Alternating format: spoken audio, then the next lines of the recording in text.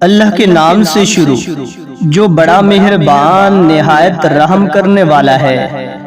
قاسم رضی اللہ تعالی عنہ سے روایت ہے کہ میں نے عائشہ رضی اللہ تعالی عنہ سے سنا، آپ فرماتی تھیں کہ ہم حج کے ارادہ سے نکلے، جب ہم مقام صرف میں پہنچے تو میں حیضہ ہو گئی اور اس رنج میں رونے لگی کہ رسول اللہ صلی اللہ علیہ وآلہ وسلم تشریف لائے۔ آپ صلی اللہ علیہ وآلہ وسلم نے پوچھا، تمہیں کیا ہو گیا؟ کیا حیضہ ہو گئی ہو؟ میں نے کہا ہاں۔ آپ صلی اللہ علیہ وآلہ وسلم نے فرمایا کہ یہ ایک ایسی چیز ہے جس کو اللہ تعالیٰ نے آدم کی بیٹیوں کے لیے لکھ دیا ہے، اس لیے تم بھی حج کے افعال پورے کر لو، البتہ بیت اللہ کا طواف نہ کرنا۔ عائشہ رضی اللہ تعالی عنہ نے فرمایا کہ رسول اللہ صلی اللہ علیہ وآلہ وسلم نے اپنی بیویوں کی طرف سے گائے کی قربانی کی۔ صرف ایک مقام مکہ سے 6-7 میل کے فاصلے پر ہے۔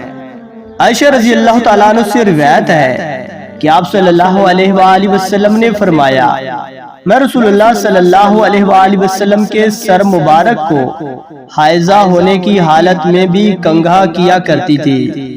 عروہ نے عروہ کے واسطے سے بتایا کہ ان سے سوال کیا گیا، کیا حائضہ بیوی میری خدمت کر سکتی ہے یا ناپاکی کی حالت میں عورت مجھ سے نزدیک ہو سکتی ہے؟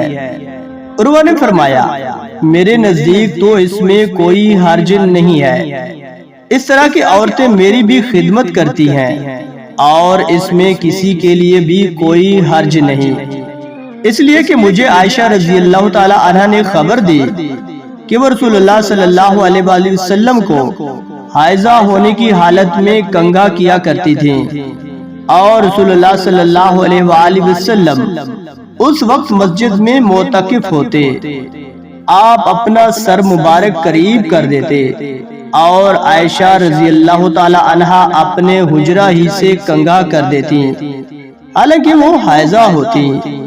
دوستو، اللہ پاک سے دعا ہے کہ اللہ پاک ہمیں احادیث مبارکہ کے مطابق اپنی زندگیوں کو سنوارنے کی توفیق و ہمت عطا فرمائے، آمین ثم آمین۔